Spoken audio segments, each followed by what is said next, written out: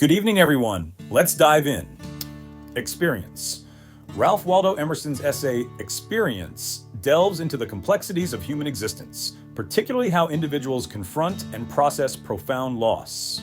Following the tragic death of his son, Emerson reflects on the disorienting nature of grief, describing life as ghost-like, where individuals glide through nature without a clear sense of place. He articulates the numbness that accompanies loss, stating, "In the death of my son, I seem to have lost a beautiful estate. No more. I cannot get it nearer to me."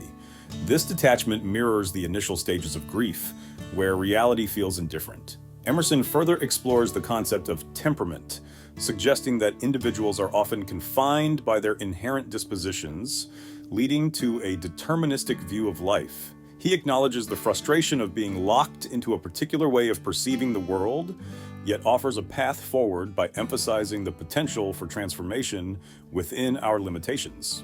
He writes, "Into every intelligence there is a door which is never closed, through which the Creator passes," highlighting the possibility of growth and change.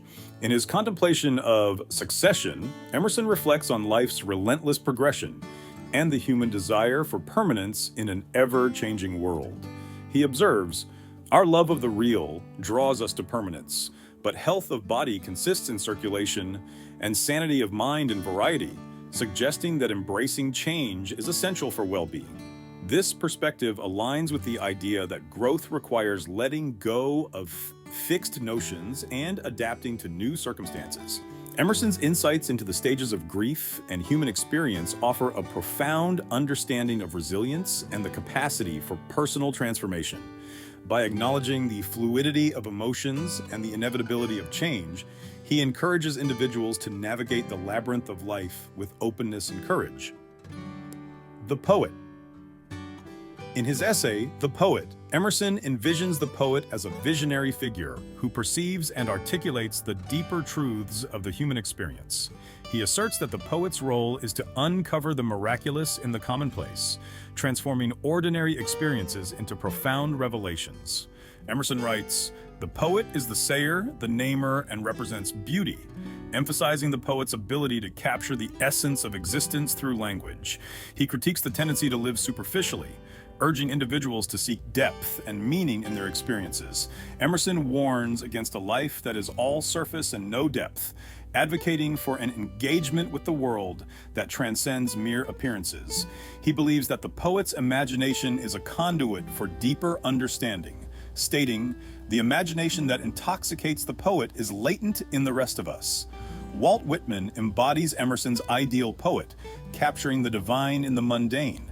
In Leaves of Grass, Whitman writes, "I believe a leaf of grass is no less than the journey work of the stars," illustrating the interconnectedness of all things and the presence of the extraordinary within the ordinary. Emerson's admiration for Whitman reflects his belief in the poet's power to reveal the spiritual dimensions of life. New England Reformers. In New England Reformers, Emerson addresses the various social reform movements of his time, observing a proliferation of efforts aimed at societal improvement.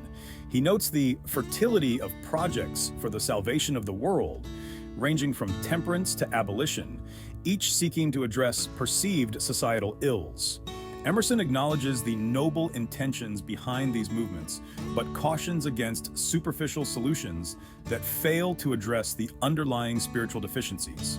He emphasizes the importance of individual transformation as the foundation for meaningful social change, arguing that without personal integrity and self-culture, collective efforts are doomed to fail. Emerson states, "Society gains nothing whilst a man, not himself renovated, attempts to renovate things around him," highlighting the necessity of inner reform preceding external action.